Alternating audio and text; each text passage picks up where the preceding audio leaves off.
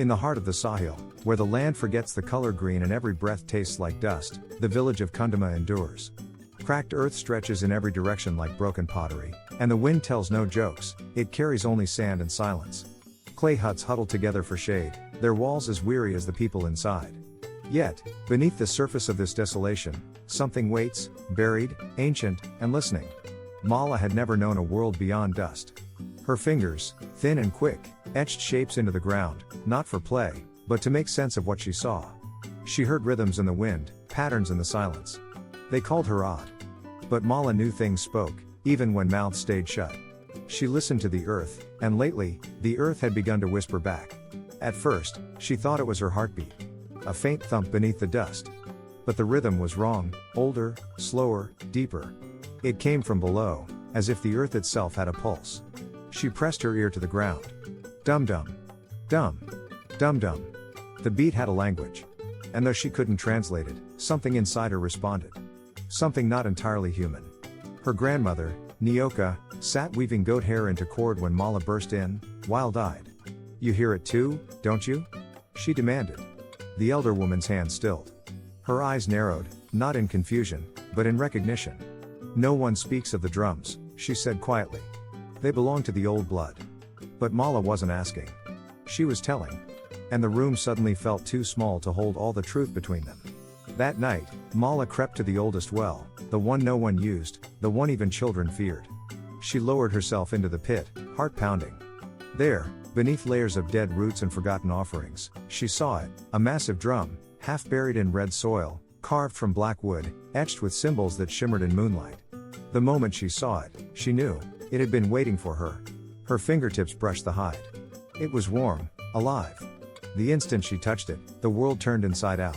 She stood in a great clearing surrounded by figures made of mist and memory. Warriors with sunken eyes. Mothers holding babies of bone. 1,000 voices chanted in a tongue older than Kundama itself. "Play the drum. Wake what sleeps," she gasped. Then the vision faded. But the words remained. Back in her hut, Mala's hands shook. The skin on her arms had changed. Tribal markings now ran from her wrists to her shoulders, patterns that pulsed in sync with the drums she had heard. They glowed like embers.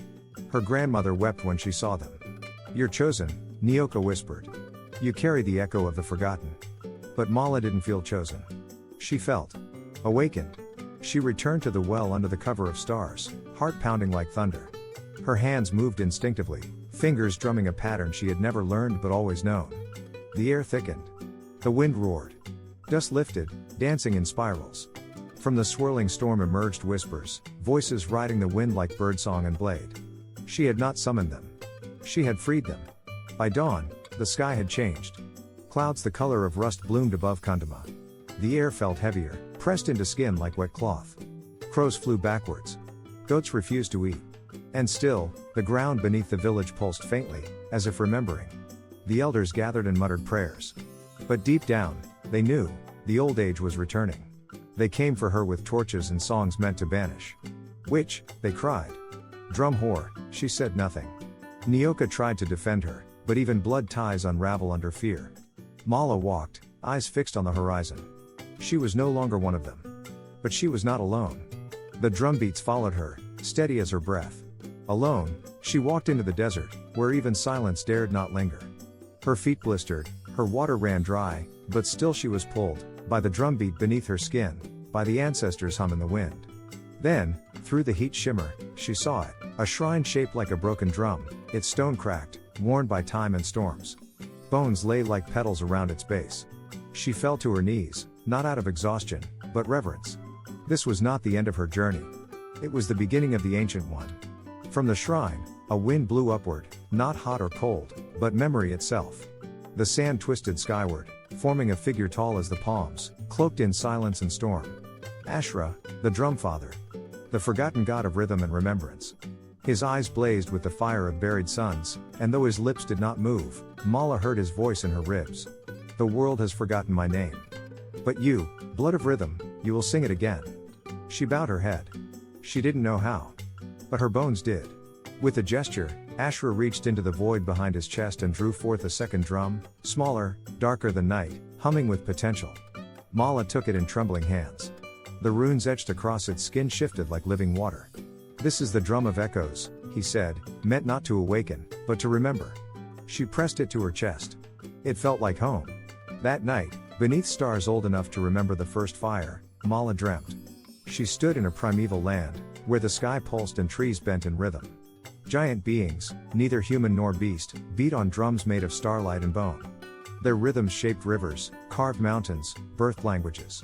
She saw herself among them, smaller, newer. But her hands moved with the same grace. The rhythm was in her. It always had been. She returned not as the girl who left, but as something more.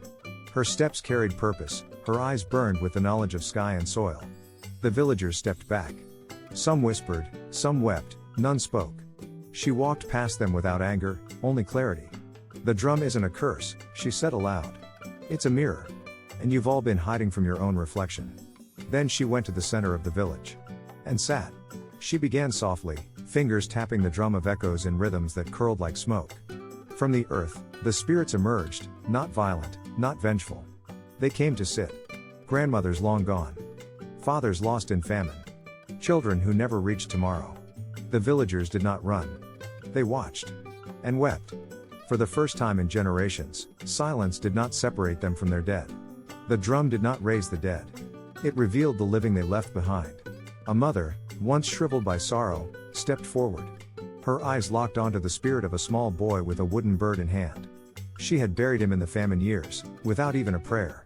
Now, she knelt before him, whispering his name like a blessing. The boy smiled. No words passed between them, but something passed all the same, something that healed. The village held its breath. And the drum continued to speak. Those who had once cast her out now bowed before her. They trembled not from fear, but shame. The oldest elder, voice broken with regret, said, "We silenced the drums to silence the pain. But you made it sing again." Mala looked upon them not with vengeance, but grief. "You feared what you didn't understand. But now you understand what you feared." She touched the drum once more, and forgave them all. Something shifted. Colors returned, vibrant fabrics, painted walls, laughter. The baobab tree bloomed for the first time in decades. Children drummed on makeshift gourds, echoing Mala's rhythms. Stories were no longer whispered, but shouted with pride. Grief hadn't left, but it had been honored. And in honoring it, the village learned how to live again. She did not hoard the rhythm. She passed it on.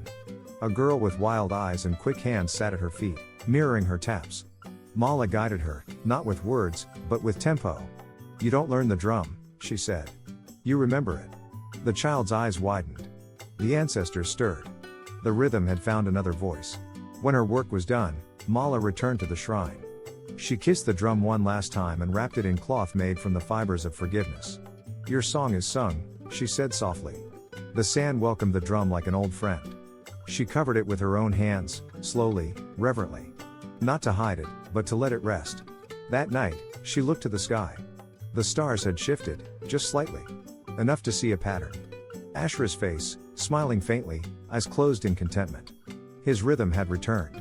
Not as thunder, but as heartbeat. Not as roar, but as whisper. Mala smiled back.